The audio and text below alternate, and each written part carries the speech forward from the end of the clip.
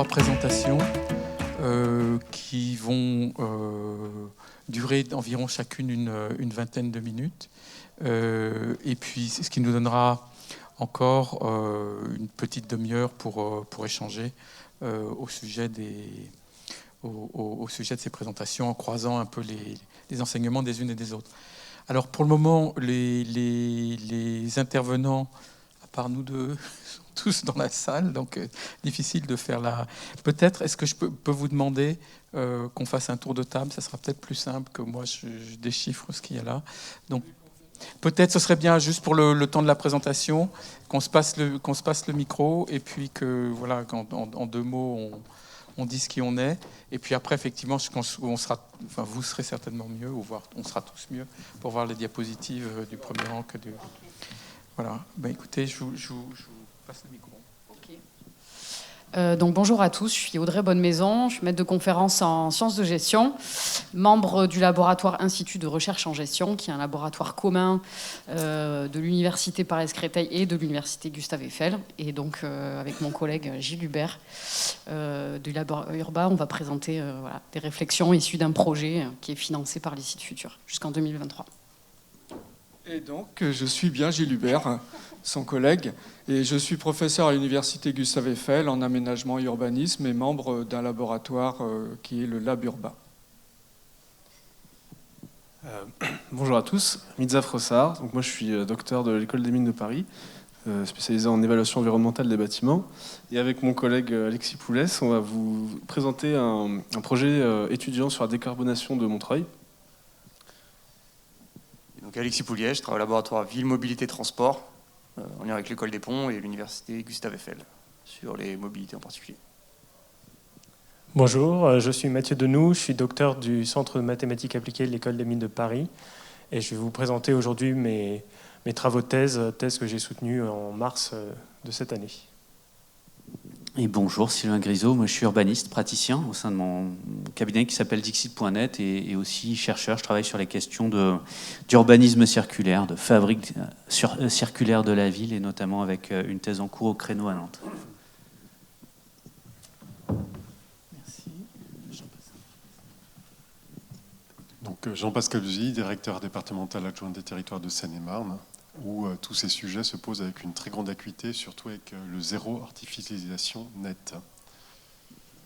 Je suis Jean-François Blassel, je suis professeur à l'école d'architecture qui fait partie de l'université Gustave Eiffel, où je dirige une formation sur l'architecture post-carbone. Voilà. Ben, écoutez, je propose qu'on retourne là où nous étions, et puis en laissant les 2 premiers... Alors, je ne sais pas, on commence par vous ou pas? Je ne sais pas dans quel... Non. Bon, peu importe. Écoutez, vous êtes là. Bon, allez-y. Vos slides sont devant? Eh bien, allez-y.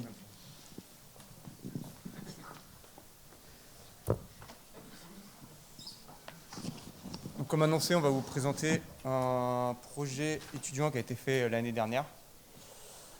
Donc il s'agit de proposer une décarbonation de l'habitat et de la mobilité par les constructions neuves, prospective 2050 à l'échelle de la ville de Montreuil. Donc contexte institutionnel, politique, vous le connaissez.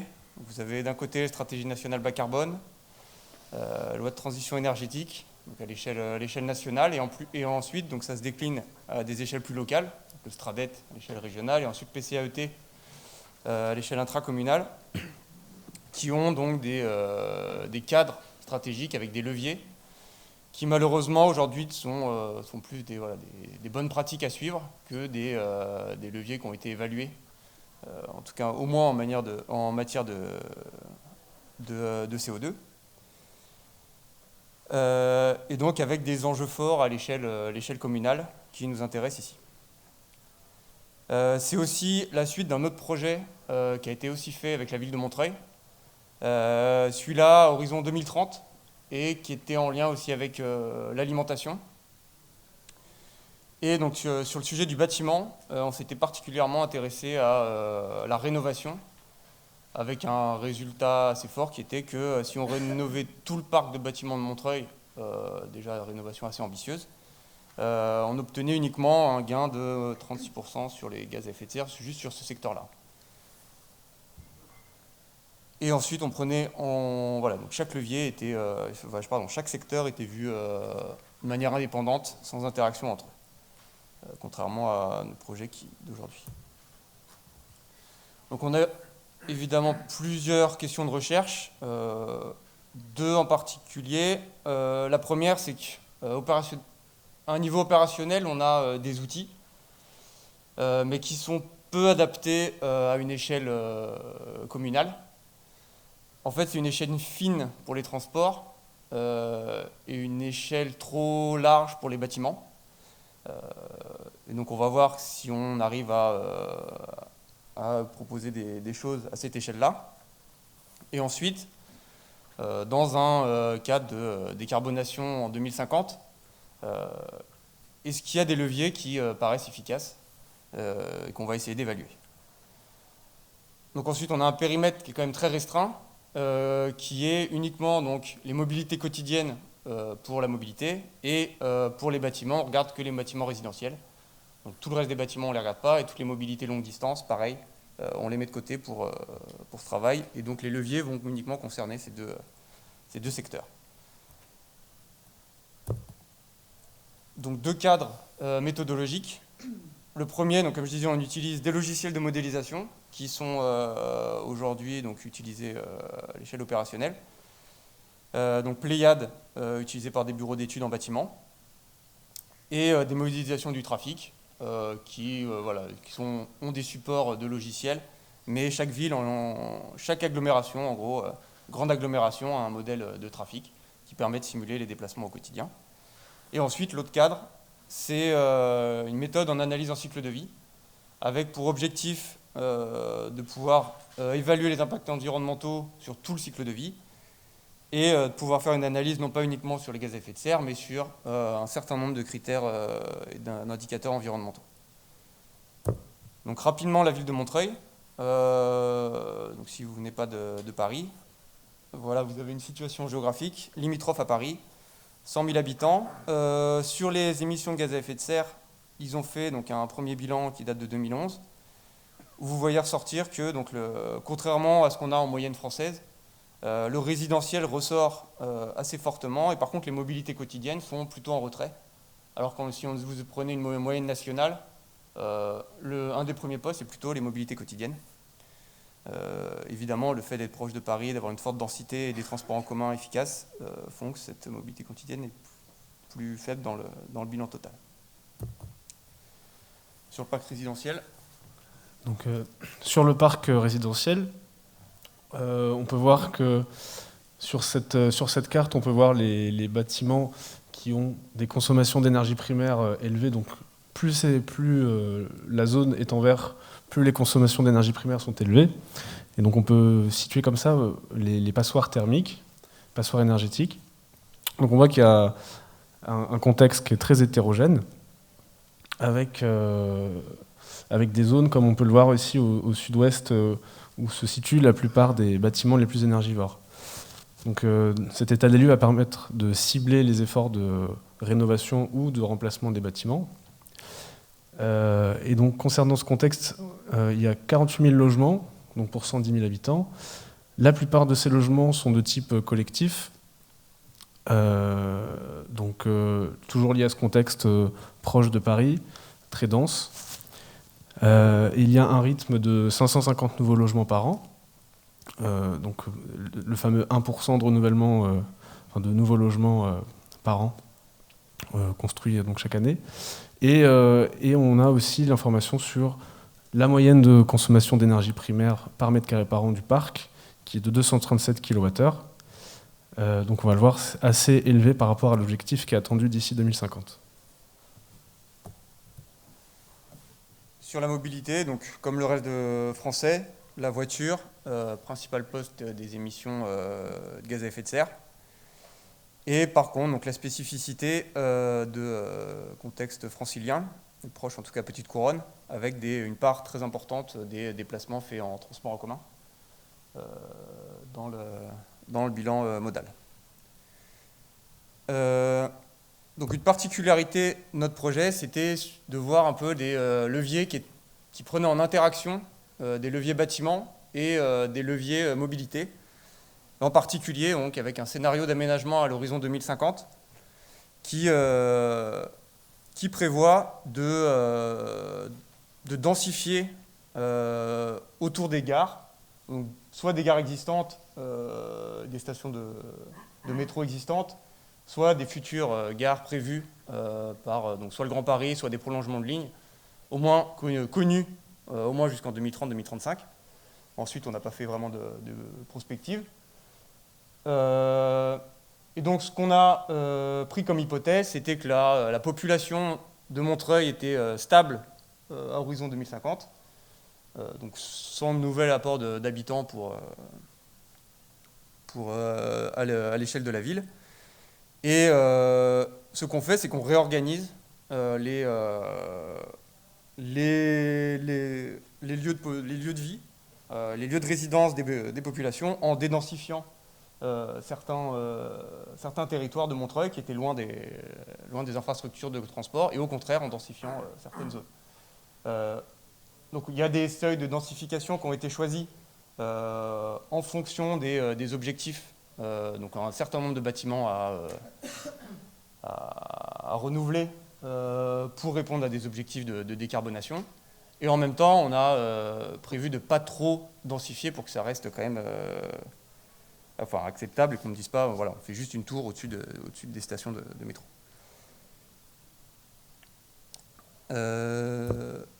Voilà, donc sur le résidentiel.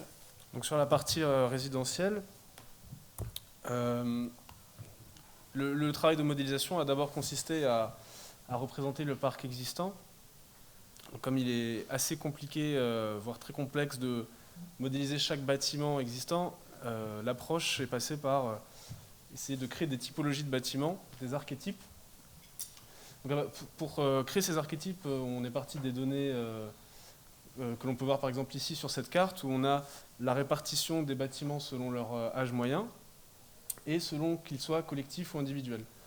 Donc plus c'est vert, plus les bâtiments sont anciens, 64 à 69 ans par exemple, et plus le diagramme est rouge, plus il s'agit de bâtiments collectifs, et en bleu des bâtiments individuels. Donc à partir de ces caractéristiques d'âge, de type de logement, donc individuel ou collectif, mais aussi de type de consommation d'énergie, donc électricité ou gaz, et de systèmes constructifs, on a pu décliner, les étudiants ont pu décliner différentes typologies de bâtiments et qui vont ensuite répartir pour représenter au mieux le parc dans son ensemble. Une fois qu'on a représenté l'existant d'un point de vue énergétique et environnemental, on va ensuite créer des scénarios. Donc il s'agit là de scénarios de remplacement, c'est-à-dire déconstruire et reconstruire des bâtiments. C'est des scénarios assez simplifiés, on va dire. On va remplacer les bâtiments existants par les nouveaux bâtiments les plus performants qu'on puisse construire aujourd'hui, c'est-à-dire des bâtiments de type à énergie positive. C'est avec les caractéristiques suivantes. Donc une très faible consommation d'énergie primaire, des réductions d'émissions de gaz à effet de serre importantes par rapport à l'existant, et un choix de densifier, donc plutôt que de remplacer des maisons individuelles par d'autres maisons individuelles, densifier un peu plus le parc. Donc sachant que les scénarios vont consister, alors il manque une carte, voilà, vont consister à remplacer progressivement les bâtiments par ordre de performance. Donc on va d'abord remplacer les passoires thermiques et par iris, par zone, pour donner une sorte de cohérence à ces actions de remplacement. Donc on peut voir la carte, les périodes de remplacement entre 2020 et 2050, puisque du coup, je le rappelle, le scénario se produit entre 2020 et 2050, avec les objectifs suivants. L'objectif énoncé par la loi de transition énergétique, qui est d'avoir un parc qui soit de niveau bâtiment basse consommation d'ici 2050, c'est-à-dire avec une consommation d'énergie primaire qui soit inférieure à 80 kWh par mètre carré par an. Et le second objectif national, qui est de s'approcher donc du zéro carbone d'ici 2050, objectif énoncé par la stratégie nationale bas carbone. Et donc, on peut voir que les étudiants du coup ont évalué en fait les rythmes de renouvellement qui étaient nécessaires pour à la fois atteindre le premier objectif d'un parc BBC et possiblement pour atteindre l'objectif zéro carbone. Donc là, en l'occurrence, c'est une trajectoire qui atteint seulement le premier objectif, donc un parc niveau BBC d'ici 2050. On peut voir que la trajectoire d'émissions de gaz à effet de serre donc du parc dans son ensemble sur l'utilisation d'énergie diminue drastiquement. Et donc en 2050, on se retrouve avec un parc composé à 62% de bâtiments énergie positive, qui a nécessité un rythme de remplacement de 1000 logements par an. Ça permet de donner un certain ordre de grandeur, et qui aboutit à une réduction d'émissions de gaz à effet de serre annuel de 61%. Au final, entre 2020 et 2050, c'est 1050 kilotonnes de CO2 équivalent qui pourraient être évités selon ce scénario. Et si on veut aller plus loin, en fait, si on veut s'aligner sur l'objectif donc, de zéro carbone, c'est 90% du parc qu'il faudrait être à niveau BPOS en 2050. Donc un objectif encore plus ambitieux que celui-là. Maintenant, on peut se poser la question, on arrive à faire en sorte que le parc émette moins de carbone à l'utilisation, mais toutes ces déconstructions et reconstructions ont nécessité aussi des émissions de gaz à effet de serre par les activités associées. Là, les étudiants ont aussi évalué deux scénarios. Si les bâtiments neufs sont plutôt en bois ou en béton. Et donc là, on peut voir par exemple le budget carbone de ces scénarios sur la période de 30 ans. Donc si on prend d'abord le cas du béton, par exemple, qui est à droite, c'est 150 000 tonnes de CO2 équivalent qui ont été investis sur 30 ans, donc qui ont été émis pour déconstruire et reconstruire les nouveaux bâtiments. Ça donne un temps de retour sur investissement carbone de 4 ans. Donc en fait, ça vaut le coup, 4 ans par rapport à toutes les émissions évitées sur 30 ans. Et dans le cas de la construction bois, on considère que le bois donc, va stocker du carbone pendant la croissance, et une partie de ce carbone va être réémis en fin de vie. Et donc dans ce cas-là, si le bois est approvisionné de manière durable, c'est la condition pour que ce stockage soit vraiment effectif, on a des bénéfices tout de suite en fait. Donc je laisse la partie mobilité. Donc sur la mobilité, comme je vous le disais, on a utilisé un modèle d'agglomération à l'échelle de l'Île-de-France qui simule les déplacements quotidiens faits par les usagers de l'Île-de-France. Et on l'a précisé à l'échelle de Montreuil pour pouvoir simuler précisément ce qui se passe localement sur Montreuil et les déplacements des Montreuillois. Donc on a testé un certain nombre de leviers. Donc évidemment le levier aménagement, essayer de voir l'impact du fait de construire plus dense autour des gares et d'avoir moins de logements loin des gares des stations de métro. Donc l'extension du réseau de transport collectif qui va être un peu une base dans nos scénarios. Ensuite, la restriction de l'usage de la voiture avec une baisse des limitations de vitesse sur toute l'échelle de la commune. Donc là, c'est plutôt un levier pour la ville de Montreuil. Et enfin, dernier levier, plus à l'échelle individuelle, qui est une modification des comportements de mobilité, en considérant donc à horizon 2050 que les habitants de Montreuil auraient des conditions d'accès à la voiture, donc en gros des taux de motorisation, derrière c'est un peu ça, qui correspondraient plus à ceux de Paris qu'à ceux de Montreuil actuellement. Donc voilà, ça c'est des tests. Et ensuite, oui, dernier levier donc important dans les résultats, des tests de plusieurs parcs de véhicules, avec plusieurs parcs testés, donc plus ou moins ambitieux. Donc les étudiants ont regroupé ça dans ce qu'ils ont appelé 3 scénarios, donc un peu à la manière de l'ADEME. Donc vous avez un scénario 1 qui on fait rien du tout, donc en gros c'est juste les extensions du métro. Scénario 2, on fait donc le scénario d'aménagement dont je vous ai parlé tout à l'heure. Et ensuite le scénario 3, ambitieux, qui est tous les leviers proposés dont je vous ai parlé. Et ensuite, ces 3 scénarios ont été croisés avec les 3 scénarios de parc de véhicules. Donc les scénarios de parc, vous avez un scénario de parc France 2020 qui correspond à peu près, je crois que c'était déjà ça doit être l'actuel. Ensuite, vous avez un réaliste 2050 qui est à partir de scénarios scientifiques. Et ensuite, un scénario un peu ambitieux, 100% électrique. Voilà, pour voir qu'est-ce que ça donnerait en termes de résultats. Donc les résultats en termes de gains de gaz à effet de serre potentiels, donc croisés avec les scénarios dont je vous ai parlé. Donc en gros, ce que ça dit, c'est qu'en vert, vous avez le 100% électrique sur les 3 scénarios. Donc vous avez un gain important, mais qui est en gros un peu... vous avez maximum en gros à 70%, et vous ne pouvez pas vraiment aller plus loin. Et ensuite, donc si vous avez des scénarios de renouvellement du parc plutôt réalistes, de base, donc les scénarios de base montrent un gain potentiel plutôt de l'ordre de 30%.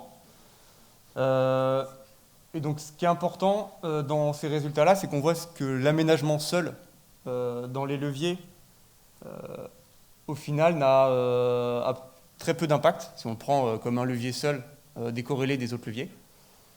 Et par contre, si vous rajoutez donc les autres leviers, en gros, si vous faites un système de leviers, vous agissez en même temps sur les comportements de mobilité et... 3 minutes ?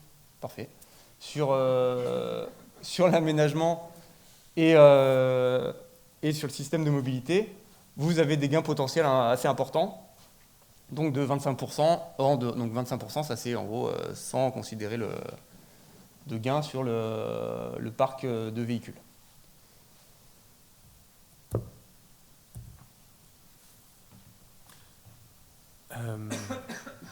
Du coup, en termes de...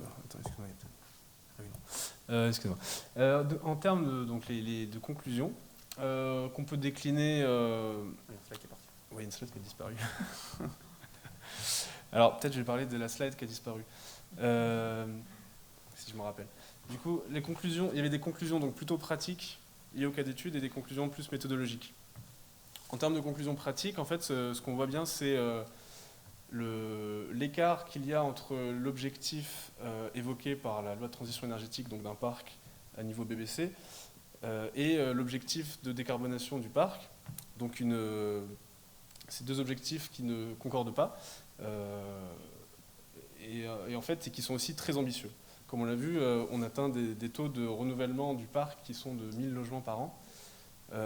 Donc là, il y a une vraie question sur le réalisme de ces objectifs, ou quels sont les moyens qui sont mis pour les atteindre, en tout cas. Sur la mobilité, en termes de... Sur la mobilité, oui, j'ai à peu près dit. En gros, c'était les gains importants sur les émissions donc, qui sont connus par rapport au renouvellement du parc, même si on prend des gains en analysant cycle de vie, donc en relativisant les gains de l'électrique. Mais avec un seuil maximal atteint, donc voilà, ça ne fera pas tout. Et du coup, l'effet système des autres leviers par rapport aux pratiques de mobilité. Et donc après, en conclusion méthodologique, donc sur vraiment la modélisation, la méthode qui a été employée. Sur le volet aménagement, il serait intéressant de prendre en compte donc, de la croissance de la population, puisqu'on est à population constante, ce qui n'est pas réaliste, on est d'accord. Prendre en compte aussi l'étalement urbain, qui est possible, avec toutes les questions sous-jacentes qui pourraient être traitées par d'autres indicateurs environnementaux, comme par exemple l'usage des sols. Sur la mobilité. Sur la mobilité, en gros, il y a beaucoup de questions, notamment sur l'usage des modèles actuels. Et en gros, est-ce qu'on peut vraiment faire de la prospective en termes de pratiques de mobilité à partir de ces modèles-là, où là, en entrée, en gros, on a forcé les changements de pratiques en leur disant, bah voilà, les Montreuillois vont avoir des pratiques de Parisiens, mais en gros, c'est pas pris en compte directement dans le modèle, parce que sans faire ça, il y a aucun impact. Le modèle prévoit des impacts, mais n'amène aucun impact en termes de changement de pratique. Donc il y a des questions là, mais il y a aussi un fait qui est que l'infrastructure routière est présente. Et on peut se poser quand même la question qui est que même si l'infrastructure routière, et si on fait en sorte pour que les gens changent de pratique, est-ce que les gens vont quand même changer de pratique, voilà. Est-ce que au final les résultats du modèle sont vraiment faux? C'est pas encore. Et sur la partie bâtiment, donc évidemment, pour rendre l'étude plus réaliste ou plus opérationnelle, il manquerait donc évidemment une étude des coûts et l'évaluation de d'autres leviers, donc la rénovation évidemment, et puis l'installation par exemple de solaire photovoltaïque en toiture. Merci pour votre attention.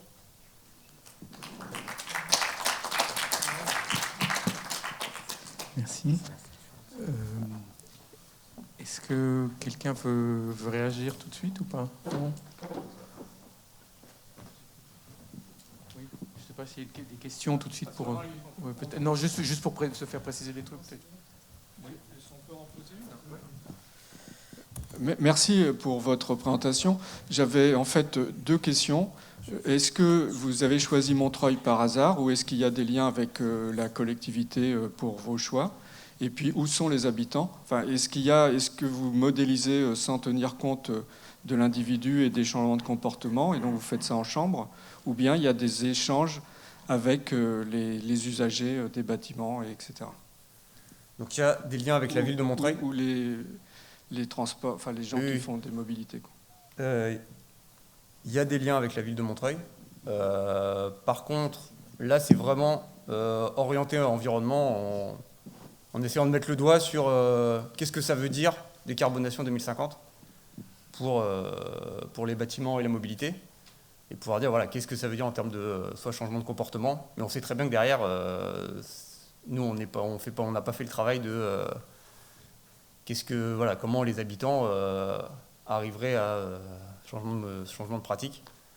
Voilà, il y a encore un gap entre les deux types de... Mais oui, les leviers, on peut les décliner suivant différentes formes, évidemment.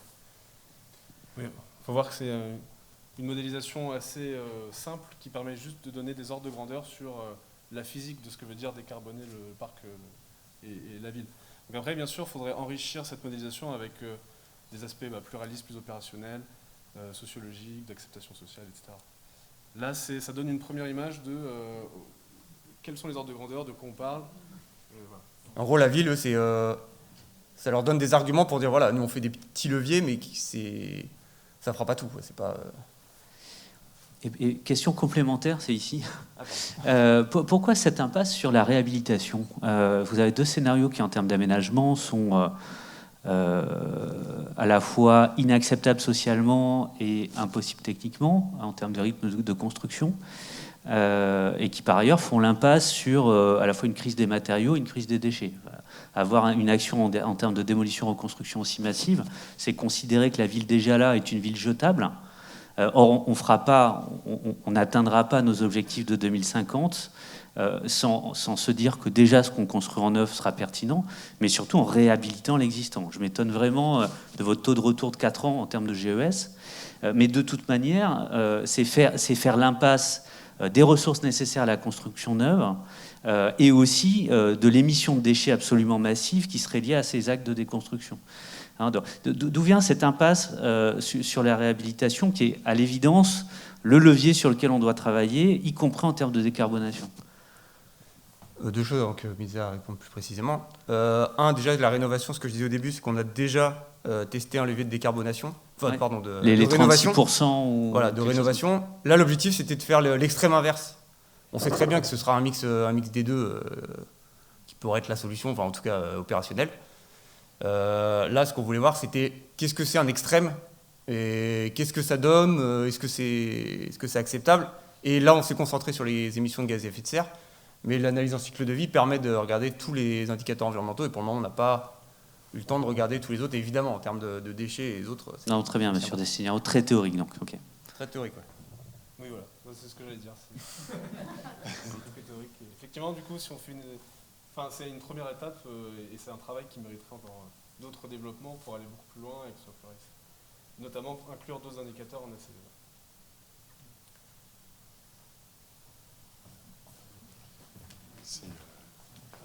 Parce qu'évidemment, je pensais à l'aspect aussi opérationnel avec, en voyant les cartes, moi je pense au levier de la politique publique, notamment avec l'Agence nationale d'amélioration de l'habitat, donc pour cibler les endroits où intervenir, où les effets leviers sont les plus importants. Enfin, c'est l'aspect agitation d'idées et il y a aussi cette façon de bien choisir les endroits où les effets leviers sont les plus importants. Enfin, voilà. Sur la rénovation, en tout cas, on voyait bien des cartes où vraiment on voyait là où il fallait agir en priorité et voir là où il y aurait plus de gains plus rapides à faire en termes de construction des constructions. Oui, les étudiants, c'est ce qu'ils ont essayé de faire justement, c'était de cibler les iris, les zones de la ville où il fallait mettre en priorité la mise à niveau des performances. Une chose qui me vient, c'est, alors excusez-moi, mais vous allez comprendre pourquoi je suis parlé. Il y a un historien de l'art viennois, Louis Riegel, qui parlait de trois valeurs d'un bâti, hein, valeur historique, mémorielle, valeur d'usage et valeur esthétique. Votre forme d'approche d'un autre univers professionnel à une autre époque, hein, voilà, pose la question de la valeur énergétique, à la fois dans ce qui est fait du déjà là et qu'il n'y a plus à dépenser.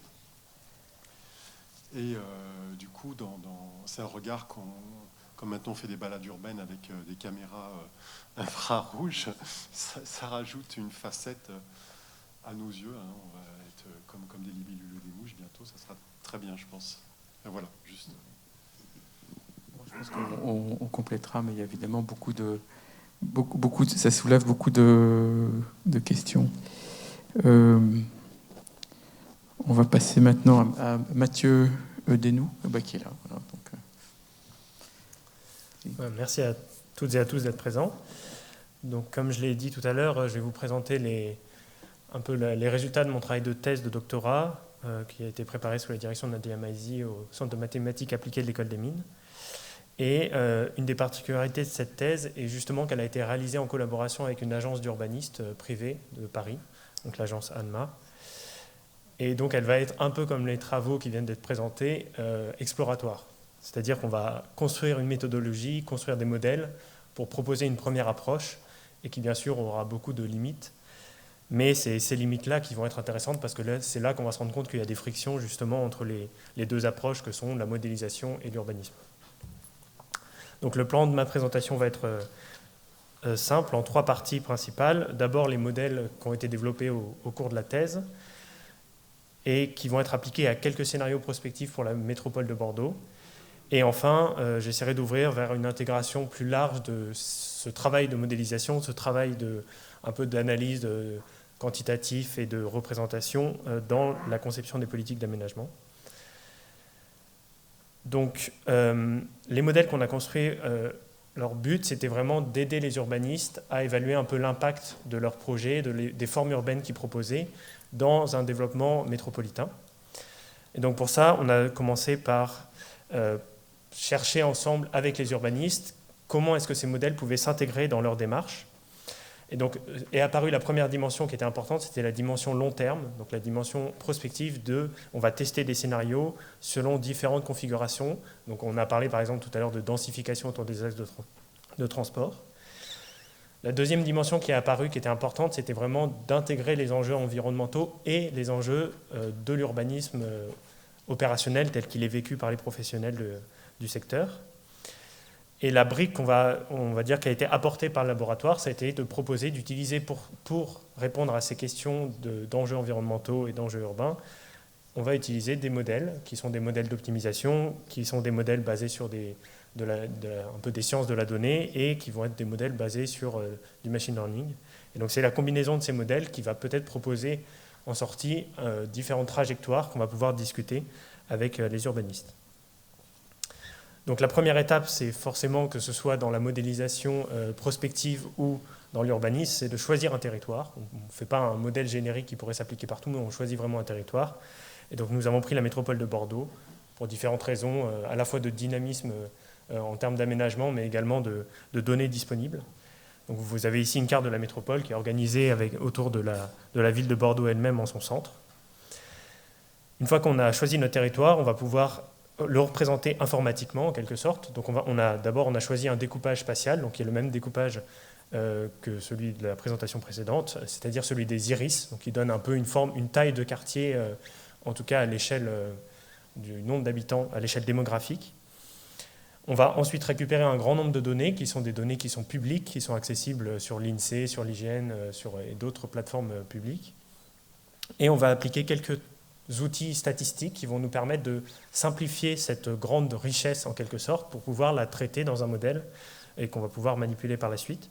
Donc c'est des techniques qui sont classiques, qui sont l'analyse en composantes principales et des techniques de clustering comme l'algorithme des cas moyennes. Et donc cette démarche, cette méthodologie, on l'a voulu ouverte en quelque sorte, au sens où les outils qu'on a utilisés sont des outils qui sont en open source et les données qu'on a utilisées sont des données qui sont accessibles normalement dans l'extrême majorité à n'importe quelle personne publique. Et donc cette première étape de description quantitative d'un territoire, elle va nous donner une carte qui ressemble à celle-ci, c'est-à-dire qu'on a, de la même façon que tout à l'heure, on avait construit des typologies de bâtiments selon l'âge, le collectif ou individuel, etc. Ici, on a construit des archétypes de formes urbaines qui correspondent en fait à un peu des morphologies, des types d'utilisation des sols. Donc vous avez vu j'ai essayé de sous-titrer chacune de ces formes. Alors il serait pertinent d'aller plus loin dans ce sous-titrage et de comparer par exemple avec d'autres bases de données s'il en existait ou de discuter avec les collectivités territoriales intéressées. Mais ça nous donne une première représentation numérique de notre territoire en termes de morphologie. Donc ce qui est assez logique, c'est qu'on retrouve l'organisation concentrique avec au centre ce qu'on a appelé un centre historique relativement dense, des zones rurales sur le pourtour, notamment à l'ouest et au nord de la métropole, et entre les deux, de ce qu'on appelle le périurbain, qui va présenter des visages beaucoup plus variés. Une fois qu'on a obtenu cette représentation un peu initiale de notre territoire, on a construit des modèles qui vont nous permettre d'étudier l'évolution, à la fois temporelle et spatiale, sur le long terme, de l'occupation des sols et des bâtiments. Donc on a mis de côté, on va dire, la dimension transport, et on s'est vraiment concentré sur une vision simplifiée de l'occupation des sols. Donc pour ça, notre approche, elle s'est décomposée un peu en 3 modèles différents. Un modèle temporel qui va vraiment étudier sous les contraintes temporelles d'évolution démographique, de politique potentielle, de contraintes territoriales en quelque sorte au sens administratif, et va construire une proposition de quelle forme pourrait avoir besoin le territoire, et va choisir de manière optimale, c'est-à-dire en minimisant le coût de notre système, les solutions pour répondre à l'évolution de la demande de logement et de locaux professionnels. La deuxième étape, ça va être l'évolution spatiale. C'est une fois qu'on a obtenu cette évolution temporelle à une échelle agrégée, on va chercher à voir ces modifications de morphologie, ces modifications de bâtiments, où est-ce qu'elles se produisent dans le territoire. Et donc pour ça, on a appliqué une méthode par carte de contrainte, c'est-à-dire qu'on crée une sorte de carte de potentiel des zones qui pourraient être modifiées. Donc pour ça, on peut par exemple utiliser un PLU qui vous donne les zones, les terrains à bâtir, les terrains qui ne peuvent pas être touchés, etc. On peut aussi utiliser des cartes qui sont beaucoup moins politiques et beaucoup plus palpables, comme par exemple, on pourrait se dire, si on cherche à tester un cas de densification autour des axes de transport, notre carte de potentiel, ça va être la proximité à un arrêt de transport en commun. Donc ça va vous donner une carte de probabilité du territoire, où plus vous êtes proche d'un axe de transport, plus il y a des chances que la modification se fasse à cet endroit-là. Donc ça, c'est pour l'évolution spatiale. Et une fois qu'on a obtenu ces 2 éléments, en fait, on s'est rendu compte, ce qui fait un peu écho à aux présentations de la session précédente, qu'en fait, ça nous donnait beaucoup d'informations, mais qui étaient très difficilement communicables avec les urbanistes, avec les professionnels qui ne voyaient pas trop ce que ça signifiait pour eux. Et donc pour ça, on s'est dit qu'un macro-indicateur unique, ça pourrait donner une visualisation assez simple de la qualité ou non d'un résultat. Et donc il y a beaucoup d'indicateurs potentiels. Alors on avait pensé utiliser le prix du foncier comme premier indicateur, mais il se trouve que les données qu'on avait n'étaient pas assez stables, et depuis il y a les données valeurs foncières qui ont été mises en libre accès par le gouvernement, je ne sais pas si vous êtes au courant, mais qui auraient pu être utilisées pour ça, mais nous on a choisi d'utiliser la température. Pourquoi la température? Donc la température de l'air à 2 mètres au-dessus du sol. Pourquoi la température? Parce qu'en fait, ça nous donne une information sur les îlots de chaleur urbains, qui sont un peu des points centraux de l'artificialisation des sols et de la question de l'aménagement et de la densification en ville, et qui donnent à la fois donc, un indicateur presque environnemental, mais aussi un indicateur de qualité de vie pour la population qui habiterait dans la ville. Et bon, là, c'est juste pour donner un peu de détails. Donc, vous avez vu, on a 3 modèles, un modèle d'optimisation, un modèle de répartition sous contrainte, disons, et un dernier modèle qui s'appuie sur des réseaux de neurones, donc une méthode de machine learning assez classique aujourd'hui. Et donc, en fait, ce qu'on a déjà trouvé intéressant dans cette démarche de construction de modèles, c'est simplement qu'en fait, en construisant les modèles, donc avec une approche un peu ingénieur, modélisateur, on s'est rendu compte qu'on aboutissait à un graphe de la sorte de celui-ci, qu'on a appelé un système d'aménagement de référence. Et en fait, donc, vous avez un sol brut qu'on répartit un peu entre différents usages, sol bâti, route, espace vert, etc. Et ensuite, sur ces sols à bâtir ou ces sols pour les routes, on va construire des infrastructures, on va construire des bâtiments qui vont répondre à la demande de logement et de locaux professionnels. Donc c'est intéressant, c'est que quand nous, modélisateurs, on regarde ce graphe, en fait, le modèle, lui, il a une demande exogène qui a été fixée, qui est l'évolution de la population, et il va devoir trouver le mix en variant un peu le bouquet d'objets, il va devoir trouver le mix optimal pour répondre à cette demande finale.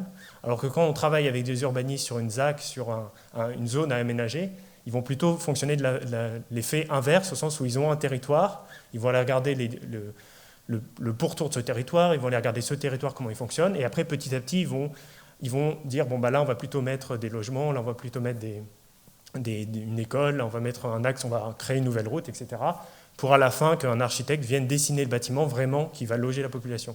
Donc, alors en tirant un peu, j'exagère un petit peu, mais en fait on a un peu la démarche inverse en utilisant à peu près un objet similaire. Donc on a trouvé déjà, c'était un enseignement intéressant, c'est qu'il y a un langage commun avec les urbanistes en tant que modélisateurs qui peut être mis à profit, et notamment via ce système d'aménagement de référence.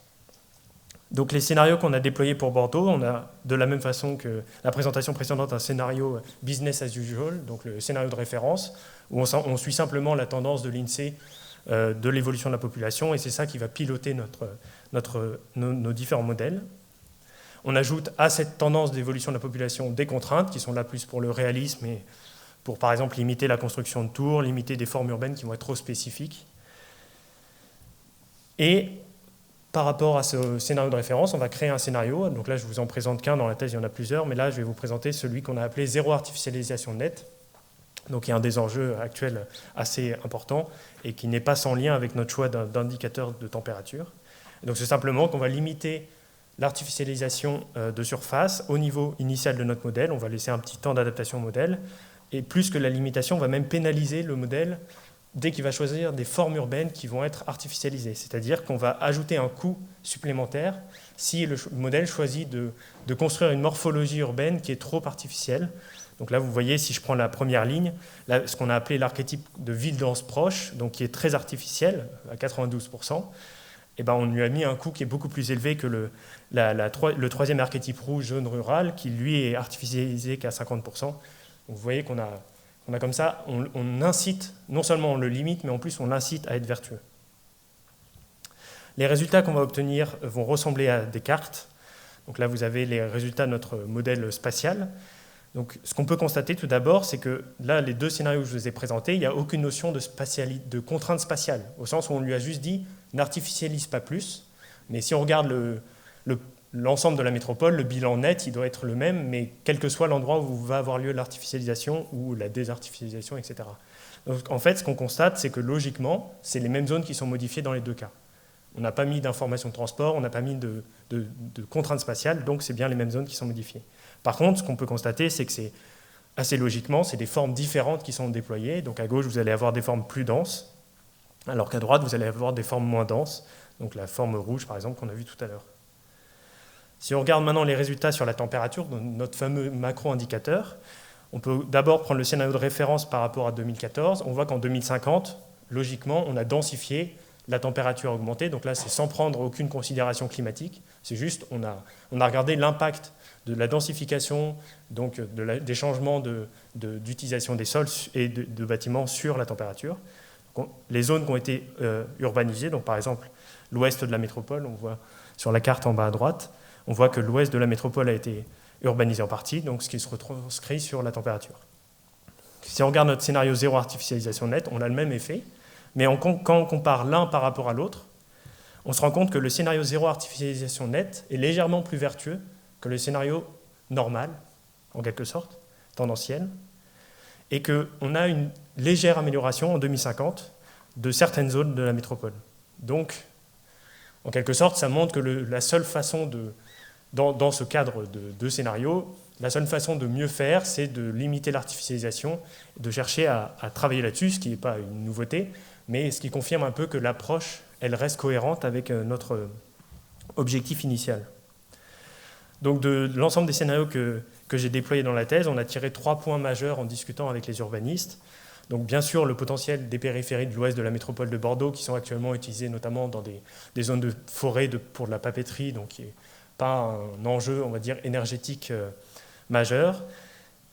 Le deuxième point, c'est l'optimisation des terrains déjà artificialisés, ce qui est assez logique puisqu'on a utilisé des modèles d'optimisation, donc ils vont chercher à utiliser au maximum les terrains déjà artificialisés. Donc, ce qui encourage en quelque sorte toutes les tendances actuelles autour de la modularité, de la mixité, de la reconversion et même donc, de la réhabilitation, de la rénovation. Et enfin, le besoin d'intégrer assez tôt dans la conception les éléments végétalisés, puisqu'on constate dans les scénarios que c'est toujours l'impact le plus fort sur la température. Si je cherche à ouvrir maintenant rapidement sur l'intégration de cette démarche de modélisation, on peut constater une chose, c'est qu'en fait les cartes que je vous ai présentées, finalement elles ressemblent assez à celles qu'on connaît déjà quand on regarde un PLU, un plan local d'urbanisme. On constate que l'attribution des usages, en tout cas pour les années qui vont être, pendant lesquelles le PLU va être valide, ça peut correspondre à un premier projet de modélisation en quelque sorte du territoire sur un court terme, mais ça nous donne un peu un premier objet. Donc ça peut être un endroit où un lieu, en quelque sorte, ce processus de modification, de révision du PLU, ça peut être un lieu où on va ouvrir la porte à un exercice de modélisation sur le long terme. Mais bien sûr, on l'a vu tout à l'heure, tout ça, ça s'inscrit, on va dire, dans un millefeuille de plans, de règlements.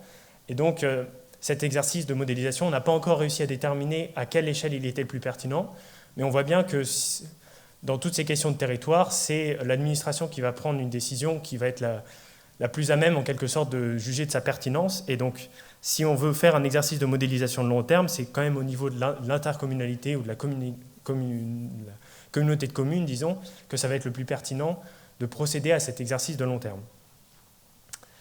Donc, pour conclure ma présentation, on a vu que dans des villes qui sont de plus en plus en situation foncière tendue, donc la métropole de Bordeaux, vous avez sûrement lu toutes les informations suite au déploiement de la ligne à grande vitesse, et dans cette situation où les terrains sont chers, et ce qui peut conduire à des conséquences négatives à la fois en termes de logement, mais aussi en termes de mobilité avec de la congestion, etc. L'objectif de la thèse était de proposer un exercice de modélisation qui soit un peu mis au service de l'urbanisme, et donc on s'est rendu compte qu'il fallait s'attarder sur l'occupation des sols, sur les bâtiments, et non plus, et on laissait de côté en quelque sorte d'autres dimensions qui seraient quand même très importantes, comme les questions d'énergie qu'on a vues dans la présentation précédente. Mais plus largement, en fait, ce que cet exercice de doctorat a souligné, c'est le besoin de prendre un peu de recul lors de la conception des plans et des règlements pour intégrer d'autres outils qui sont finalement pas toujours encore matures, mais qui pourraient bien aider à la prise de décision, notamment dans l'élaboration de ce qu'on appelle des diagnostics locaux. Je vous remercie de votre attention.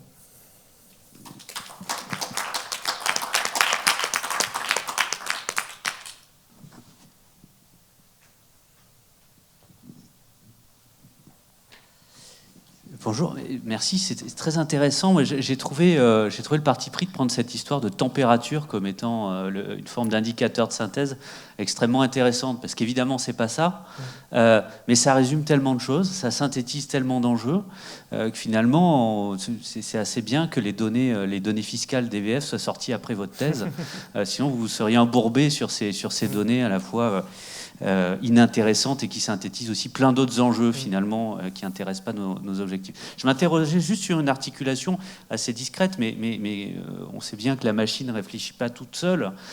C'est vos pénalités en fonction de l'artificialisation. Pénalités financières en fonction des typologies. Voilà. Alors, artificialisation, je crois comprendre que ça correspond pour vous à quelque part l'imperméabilisation des sols. Oui, on va dire que c'est en fait, les données que j'ai utilisées, donc c'est des données finalement assez simples, puisque j'ai utilisé quasiment que des données publiques qui étaient facilement accessibles. Donc c'est vrai que ce que j'appelle artificialisation, je n'ai pas pris le temps de le définir, mais c'est la définition des données en quelque sorte. Donc c'est-à-dire que vous prenez la base de l'IGN et tout ce qui n'est pas dans la zone verte en quelque sorte. Alors il se trouve que j'ai rajouté aussi des données de Bordeaux. Espace naturel, agricole et forestier en fait. Exactement, c'est tout. D'accord, ok, très bien. Donc vous savez que les parlementaires sont étripés pendant quelques mois sur la défication de l'artificialisation. Oui, c'est ça. Donc ils ne sont pas arrivés non plus à la même conclusion. Donc bref, ok, je comprends mieux le propos. Et donc comment vous avez fixé ces pénalités donc à 96,78 € par kilomètre carré? Donc c'est complètement arbitraire et c'est uniquement lié au pourcentage. Donc c'est-à-dire que je prends un coût, je dis par exemple c'est 1 000 € le pourcentage de kilomètre carré qui est artificiel. Et donc je fais ça proportionnellement. C'est 1 € par pourcent, d'accord, voilà, très bien. Exactement. Donc c'est complètement arbitraire, mais en fait il se trouve que dans le modèle, à partir du moment où je n'avais pas intégré les données de valeur foncière que je n'avais pas à l'époque, en fait c'est un peu le seul coût qui peut être utilisé pour faire un choix. Donc on vient pénaliser en fait la densité. On vient dans ce cas, on pénalise l'artificialisation. Donc au contraire, ce serait presque valoriser la densité au sens de on a construit beaucoup sur une petite surface. Mais, oui, d'accord, parce qu'on a le même nombre d'habitants. Voilà, exactement. Donc en quelque sorte, on valorise, c'est une forme de valorisation de la densité.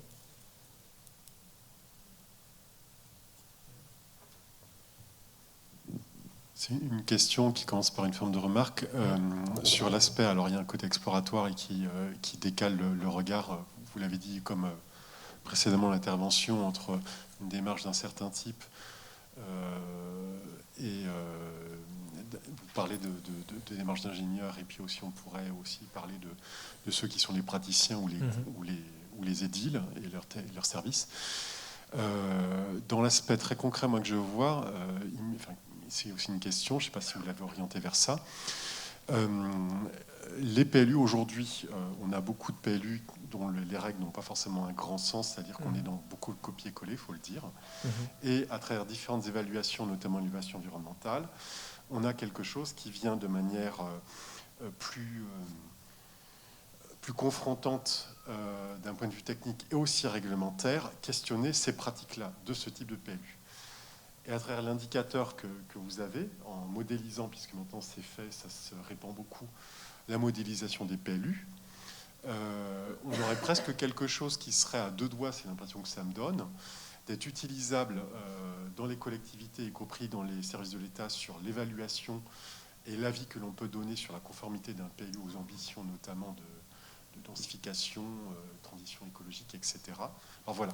Alors, je ne sais pas si ce que je vous dis est clair, mais est-ce que dans la façon dont vous en avez parlé, et vous avez travaillé et avec vos partenaires, enfin en tout cas avec la communauté urbaine de Bordeaux, c'est une chose qui a été aussi pensée de cette façon ou qui a été explorée de cette façon? Alors, je trouve ça intéressant parce qu'en fait, ça fait vraiment écho au cheminement qu'il y a eu pendant la thèse. Donc, cette thèse, elle a été faite avec une agence d'urbanisme privé, donc qui n'a pas du tout un rôle d'aménageur ou de surveillance d'un territoire, et donc qui répond à des appels d'offres.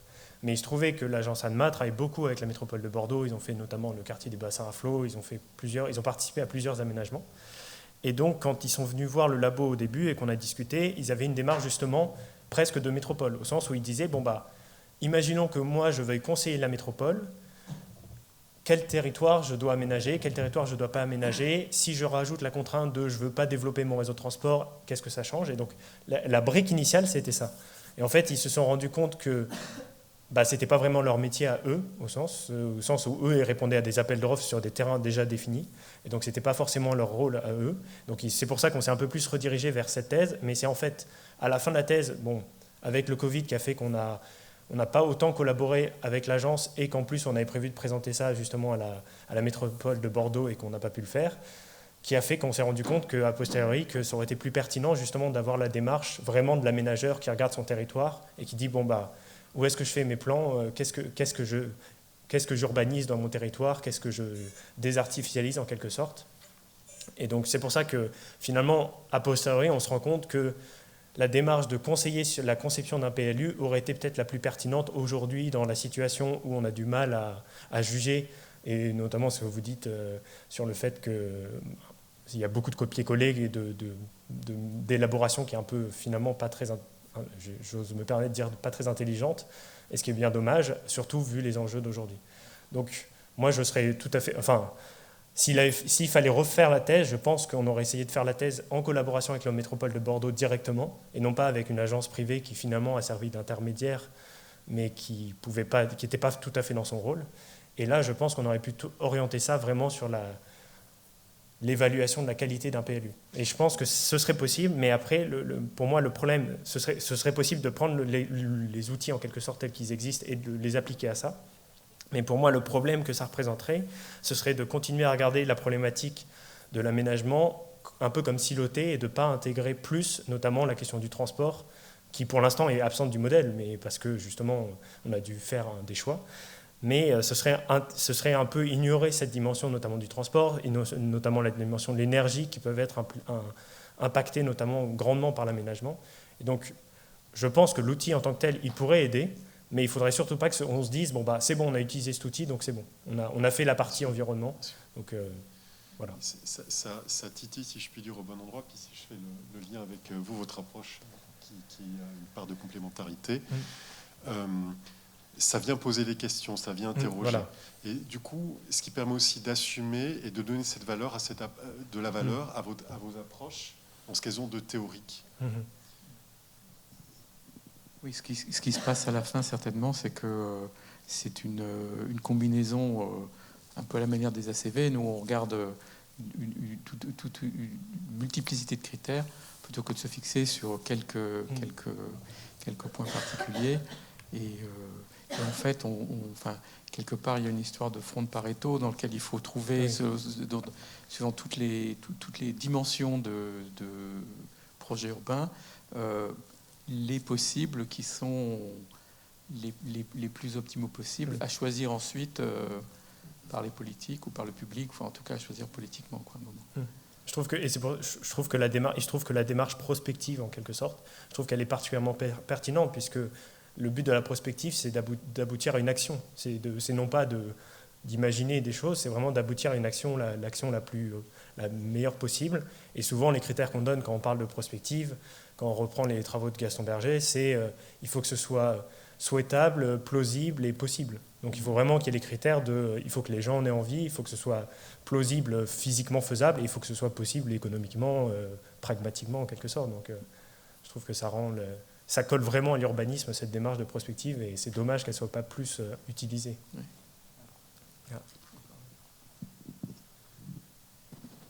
Si je peux me permettre, pour rebondir, une réserve par rapport à cette question de la prospective, en tout cas de son lien avec les documents d'urbanisme, c'est autant l'exercice prospectif est extrêmement éclairant, autant aujourd'hui la façon dont sont définis les documents d'urbanisme, et notamment les PLU, sont considérés comme finalement objectivement ce qui va se passer.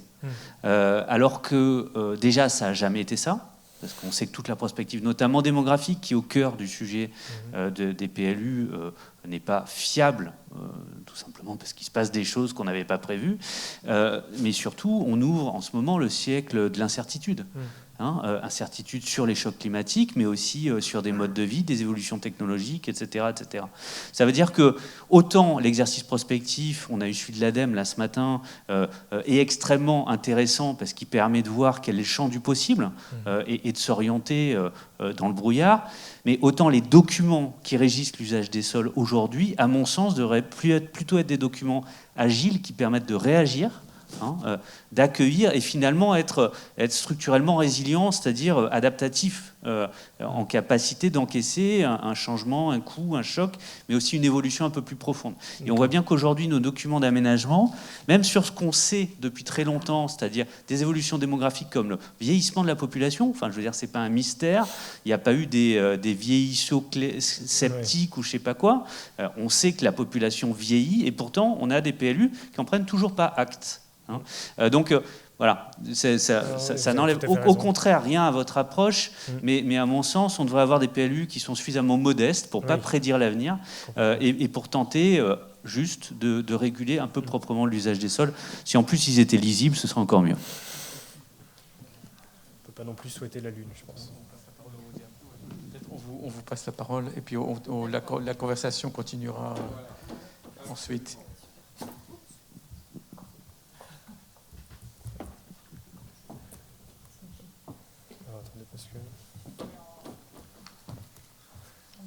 Ouais, mais il a l'air bloqué. Ça bug. Oui, non, mais je le sollicite un peu trop, là. Il a un petit peu de mal ces jours-ci. Il n'a pas aimé le clic sur le PDF. Oui, mais j'ai eu le même problème hier, mais après ça se...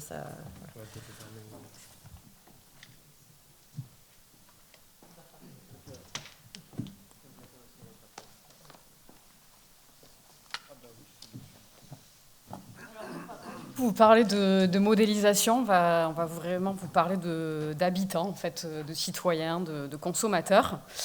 Donc on va vous présenter des éléments d'analyse issus d'un projet pluridisciplinaire donc, qui allie les sciences de gestion, le génie urbain, les sciences techniques, enfin sociologie des sciences et des techniques, et aussi les sciences politiques, et qui se donne en fait pour objectif d'analyser les formes alternatives, les organisations alternatives portées par des citoyens ou avec des citoyens qui cherchent à accompagner les transitions écologiques, énergétiques notamment, et sociales. Donc notre projet, c'est Organisation alternative de la citoyenneté Nord-Sud. Alors, pourquoi ça fait ça ? Je pense que...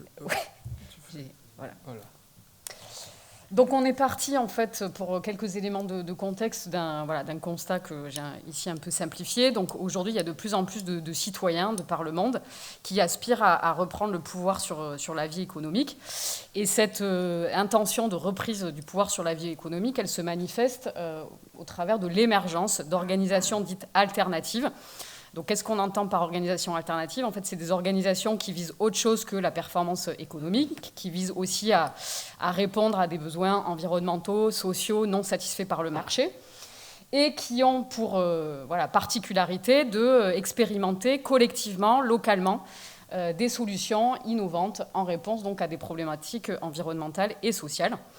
Et ce qui les rassemble aussi, ces organisations alternatives, c'est qu'elles ont la volonté d'associer les citoyens, les habitants, voire les consommateurs, à justement des solutions innovantes en matière de production ou en matière de nouveaux modes de consommation ou d'habiter la ville.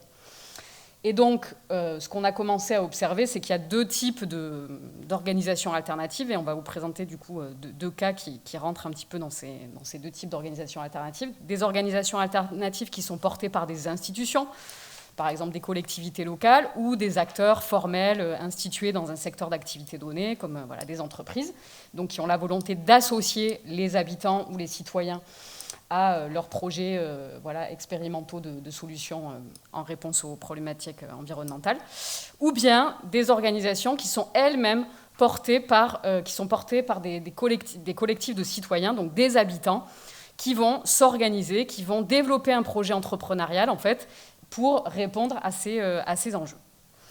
Et donc, nous, notre objectif dans ce projet pluridisciplinaire, c'est vraiment d'étudier ces formes alternatives d'organisation, en France, donc on a plusieurs terrains en France, au Maroc et en Tunisie, donc dans une perspective comparative. Et c'est aussi un projet, donc ça je voulais aussi le dire, qui est un projet qui se base sur des méthodes de recherche partenariale. Donc on travaille avec des acteurs du terrain.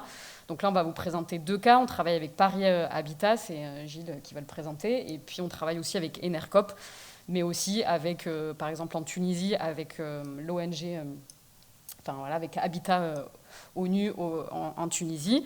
Et donc on travaille vraiment main dans la main avec ces acteurs de terrain, on définit avec eux les problématiques de recherche et parfois même on va jusqu'à de la recherche participative, c'est-à-dire qu'on intègre dans les protocoles de recherche des membres en fait, de ces organisations pour construire avec eux le projet. Voilà, donc une des questions de recherche qui nous anime, c'est la place, justement, on en a un peu parlé dans la discussion après la première présentation, la place qui est laissée aux citoyens, à l'habitant, au consommateur, donc sachant que l'individu endosse plusieurs rôles, dans ces formes alternatives d'organisation. Et donc là, on va vous présenter 2 cas, justement, qui permettent de comprendre un petit peu quelle est la place laissée aux citoyens habitants, et donc du coup qui questionnent un peu ce qu'on appelle la participation citoyenne en fait, et on va voir qu'elle est un petit peu empêchée.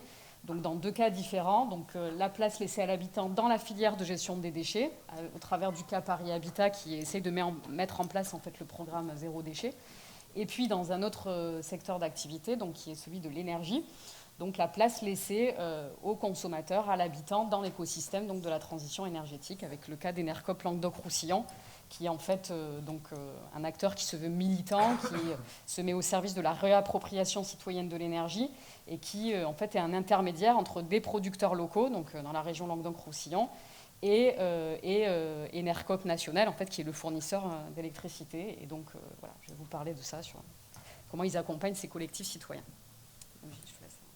Merci. Donc pour démarrer sur cette première exemple, sur cette étude de cas. Donc notre partenaire pour ce travail, c'est le bailleur social Paris Habitat, qui intervient donc sur la capitale à différents endroits. On s'appuie dans ce cadre-là sur sa volonté de développer une approche appelée territoire zéro déchet, qui est soutenue par l'ADEME et qui vise à transformer les comportements des habitants vers une réduction de leur production de déchets. Donc c'est une démarche qui est portée et développée par Paris Habitat sur différents quartiers. Et nous avons étudié un quartier qui s'appelle les Portes du 20e, où il y a 9800 habitants dans ce quartier, 4300 logements à peu près.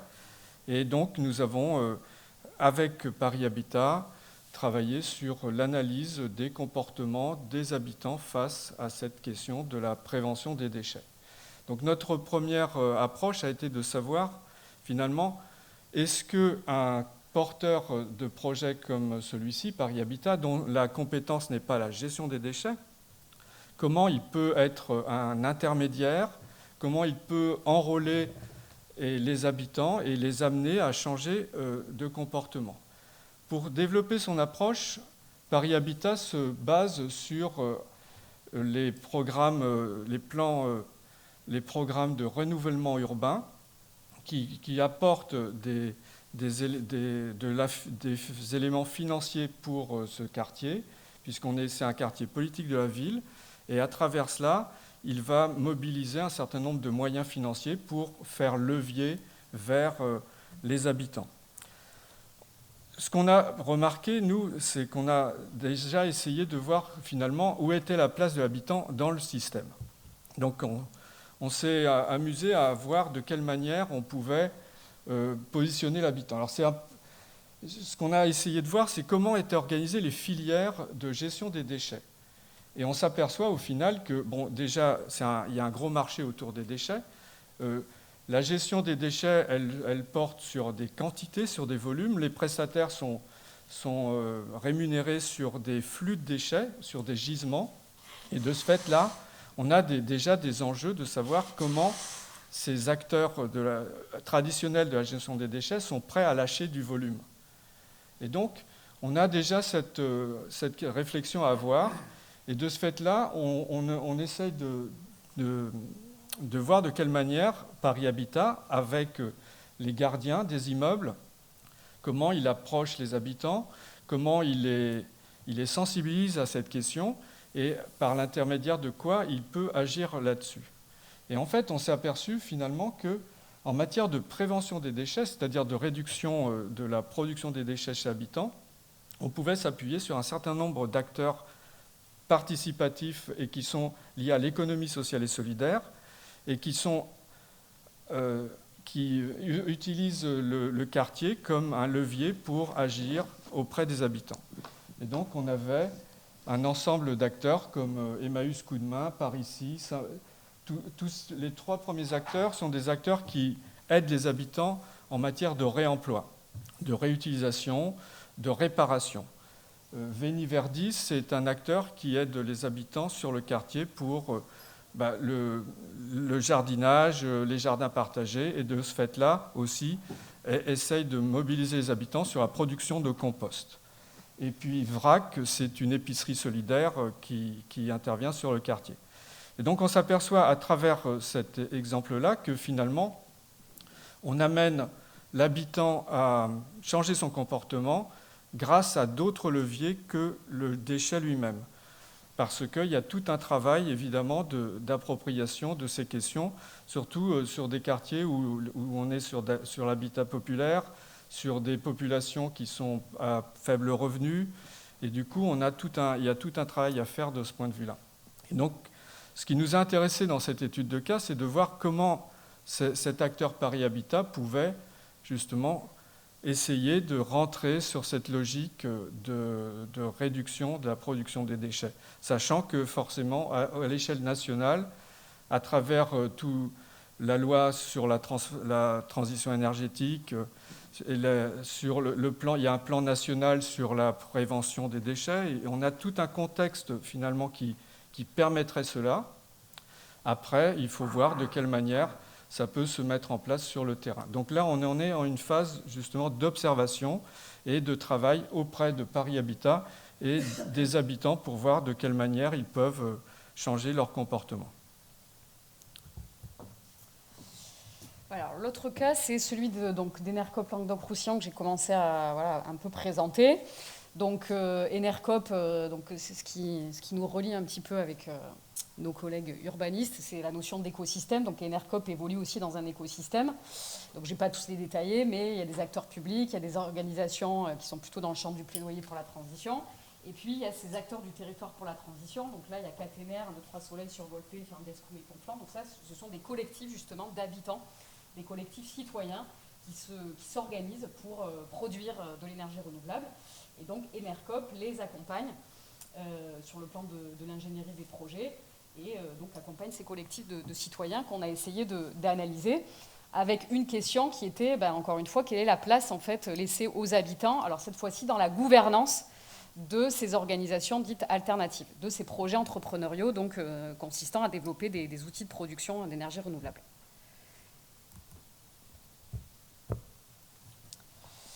Voilà, donc en fait, ce qu'on a pu observer, c'est un peu un des résultats, c'est que finalement, quand on parle de participation citoyenne et donc de participation à la gouvernance de ces organisations, en fait, cette participation, ce n'est pas des modèles d'organisation prédéfinis, ce n'est pas que des règles, des procédures, des lieux, finalement, c'est plutôt une construction sociale qui émerge finalement des réponses données par les acteurs à un certain nombre de questions, de débats, en fait, qui ont lieu dans ces organisations. Et en gros, ce qu'on a pu constater, c'est qu'il y a 2 types de questionnements en fait, qui on va dire, animent en fait, les acteurs de ces projets entrepreneuriaux, de ces collectifs citoyens. Et les réponses justement à ces 2 types de questionnements permettent de donner à voir en fait, les différentes modalités de participation qui sont finalement des dispositifs socio-matériels, c'est-à-dire ce que je disais tout à l'heure, c'est-à-dire des règles, des procédures, des outils. Par exemple, on va utiliser le numérique pour organiser des AG, et aussi des individus qui sont plus ou moins invités à participer à un moment donné. Donc ces 2 questionnements, quels sont-ils? Donc il y en a un premier qu'on a appelé capacité, donc une des questions justement qui permet de donner à voir les différentes modalités de participation citoyenne. C'est la question suivante, quelles sont les compétences sociales, techniques, relationnelles requises pour participer? Comment favoriser l'activation et le développement de ces compétences? Donc grosso modo, finalement, ce qu'on a observé, c'est qu'à chaque étape de la structuration de ces projets entrepreneuriaux, finalement, il y a des formes de participation différenciées et il y a des profils différents d'individus qui sont invités à participer. Donc on en a identifié du coup 3, je vais mettre mon schéma.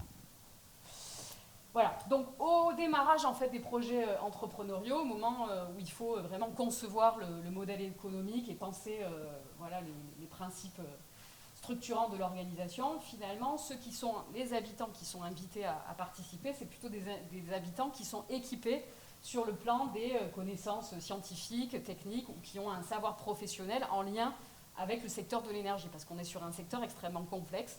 Et donc seul finalement, c'est pour ça qu'on a appelé ça participation citoyenne sélective, au démarrage de ces projets entrepreneuriaux, ceux qui sont invités à concevoir les modèles, c'est voilà, plutôt des habitants équipés. Une fois que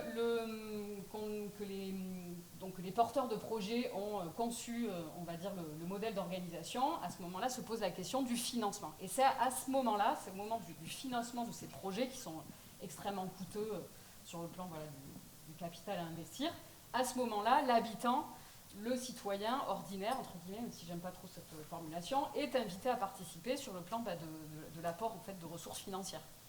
Donc généralement, ces collectifs citoyens, pour trouver des financements auprès des banques en fait, conventionnelles, lancent d'abord des opérations de financement participatif, et donc à ce moment-là, les habitants sont invités à participer. Et puis, au fur et à mesure que le modèle économique se stabilise, à ce moment-là, les organisations réfléchissent à ouvrir plus largement en fait, la gouvernance à d'autres profils en fait, d'habitants. Et donc, on se dirige progressivement vers une participation citoyenne plus ouverte, plus inclusive. Et ensuite, la deuxième série de questionnements qui permettent de donner à voir les différentes modalités de participation, donc qui évoluent au fur et à mesure de la structuration des collectifs, c'est ce qu'on a appelé la subjectivité. Donc comment chacun, en fonction de ce qu'il est, souhaite prendre part et participer à la vie de l'organisation. Donc comme je le disais tout à l'heure, quand le modèle économique se stabilise, et c'est par exemple le cas d'Enercop Languedoc-Roussillon, il y a une question qui se pose, c'est comment, dans le temps, en fait, on suscite l'engagement. Alors, c'est une coopérative, hein, Enercop, donc il y a des sociétaires qui ont acheté une part sociale, et donc qui, par ce biais-là, en fait, font partie en fait, de la gouvernance de la structure. Mais la question qui se pose aujourd'hui pour Enercop, c'est comment, justement, on fait participer les sociétaires sur du long terme, comment on les amène à contribuer, en fait, à la vie de la structure. Et donc, ce qu'on s'est rendu compte, c'est que, bon, c'est pas très nouveau, hein, il y a d'autres travaux qui le disent, c'est que participer, c'est pas la volonté de tous. Tout le monde n'a pas le même niveau de désir de participation. Et donc, justement, aujourd'hui, on réfléchit avec Enercop, dans le cadre d'une recherche participative, à justement élaborer et proposer aux sociétaires un portefeuille en fait, de rôles de participants que chacun pourrait investir en fonction de ses ressources, en fonction de ses compétences, en fonction de ses envies de participation, de façon à faire durer dans le temps en fait, l'engagement. On en est là aujourd'hui du projet, en tout cas avec ce partenaire-là. Donc essayer de construire, alors on a tout de suite une méthode en fait, de recherche participative et on va essayer de faire émerger justement différents rôles, une palette de rôles de participants de façon à ce que chacun puisse s'engager comme il le souhaite. Voilà, et conclusion un petit peu provisoire, même si voilà, c'est un peu ce que Gilles disait, c'est-à-dire que cette participation qui n'est pas forcément évidente, même s'il y a une injonction à la participation, notamment voilà, les pouvoirs publics qui encouragent à faire participer les gens pour qu'ils puissent justement se réapproprier les sujets, les enjeux autour de la transition énergétique et donc modifier les comportements. Donc il y a une espèce d'idéal typique de la participation. Pour autant, dans les faits, la participation, on voit qu'elle ne se décrète pas, qu'elle a du mal à se mettre en place. Et donc, du coup, la question qu'on peut se poser, c'est qu'il y a peut-être un changement de culture de la transition écologique, énergétique, qui est aussi nécessaire à l'échelle des décideurs. Et on voit bien que ces formes de participation s'inscrivent dans des logiques institutionnelles beaucoup plus larges. Et aujourd'hui, ce qu'on constate, c'est qu'il y a deux visions qui s'opposent un peu. Une vision dominante qui est plutôt portée par les décideurs, notamment les décideurs publics, donc une transition écologique, énergétique qui est pensée comme le renforcement des infrastructures technologiques, en fait. Donc c'est par les solutions technologiques qu'on peut accompagner les transitions. Et puis une vision plus minoritaire, qui est notamment celle des collectifs citoyens de production d'énergie renouvelable qu'on a étudiés, qui considèrent que finalement cette transition écologique, énergétique, elle doit être pensée plutôt comme le renforcement des infrastructures sociales et politiques qui peuvent accompagner la réappropriation citoyenne. Donc on a une vision un peu dominante qui s'oppose à cette vision minoritaire et qui fait qu'aussi les collectifs citoyens sont régis par ces normes-là et donc ne peuvent pas aller jusqu'au bout en matière de participation citoyenne. Voilà. Merci pour votre attention.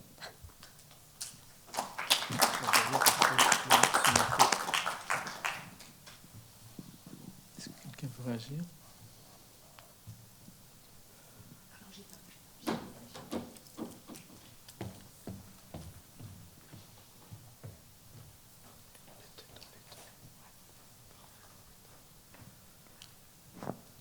Oui, bonjour. Merci pour votre participation. Justement, on est sur le sujet. Pardon, c'est un peu la fin de la journée. Voulez-vous présenter peut-être ? Oui, moi je suis doctorante en fait à l'université de Perpignan et du coup je travaille sur les thématiques déchets du BTP, économie circulaire au niveau régional et local. Du coup, moi j'ai bien aimé en fait votre dernière slide sur ces deux, on va dire, deux oppositions avec la vision dominante et la vision minoritaire. Enfin, je trouve que c'est assez pertinent.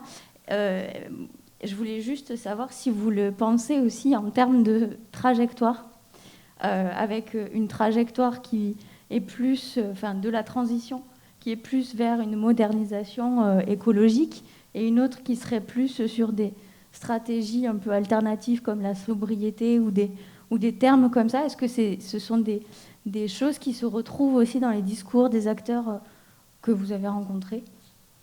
Oui, tout à fait. C'est-à-dire que par rapport à la question de la sobriété, il y a certains collectifs citoyens qui ont des projets en fait, pour justement accompagner les habitants à modifier leur comportement et à aller vers des comportements plus responsables en matière de consommation d'énergie.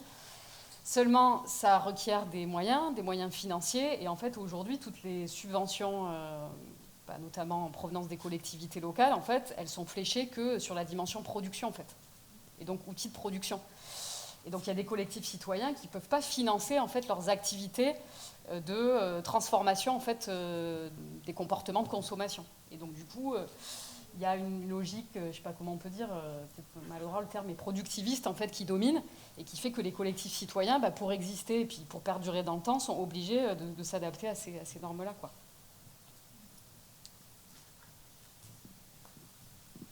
Dans le cas de Paris Habitat et des habitants dans les quartiers de politique de la ville, c'est totalement différent, quoi. Les enjeux sont très très différents, mais c'est ça qui nous a intéressés. Parce que c'est vrai que l'approche NRCOP, c'est une approche où il y a déjà une prise de conscience et un engagement. Dans le cas de Paris Habitat, la prise de conscience, elle vient éventuellement du bailleur social, mais pas des habitants eux-mêmes. Et du coup, il y a tout ce travail, avec quoi on fait levier et comment on engage une trajectoire de transition auprès des habitants. Ça, c'est le gros enjeu. Et pour l'instant, l'approche a été portée en amenant dans le quartier, en mettant des locaux à disposition pour les acteurs de l'économie sociale et solidaire, et ainsi amener les habitants à venir dans ces espaces-là pour éventuellement changer leur comportement et être sensibilisés à ce changement.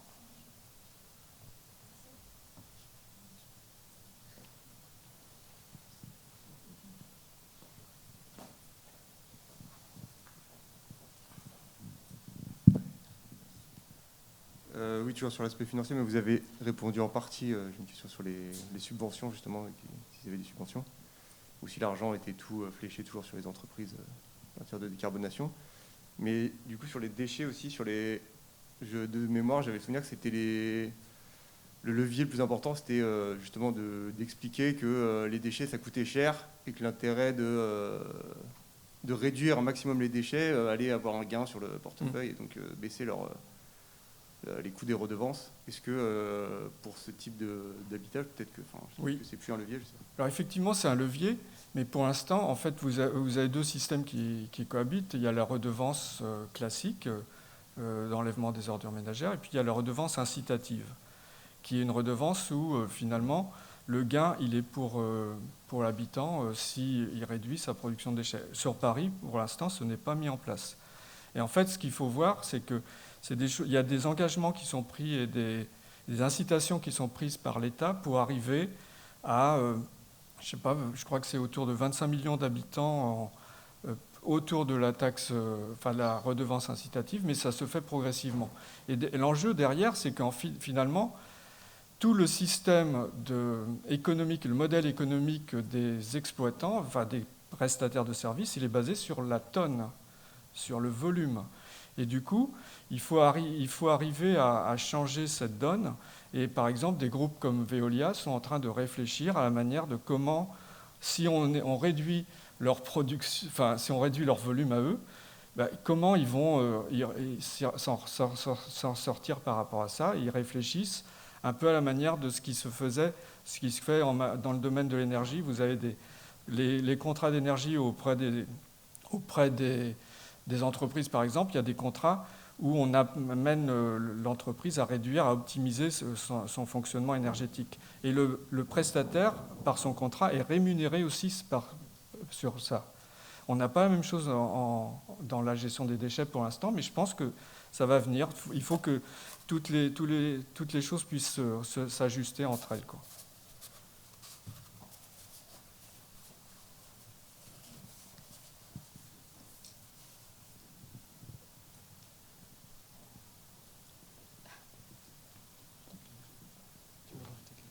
C'est juste l'utilité, enfin, si j'ai bien, enfin, je comprends bien, la question du financement de l'outil ou du changement de comportement.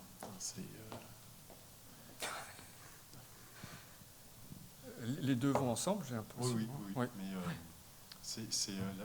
là où ça se rencontre, c'est peut-être là quand la région de France a subventionné avec la RATP comme opérateur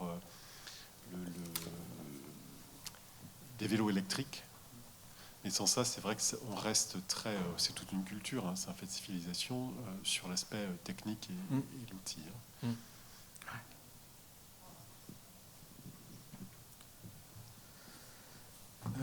Bon, est-ce qu'il y a, vous avez dans la salle des gens qui restent, est-ce qu'il y a encore des questions ou des commentaires? Non. Toi? Oui. Non. Bon, bah, écoutez, je pense que on a eu 3 présentations qui sont très contrastées et qui montrent donc le. Voilà.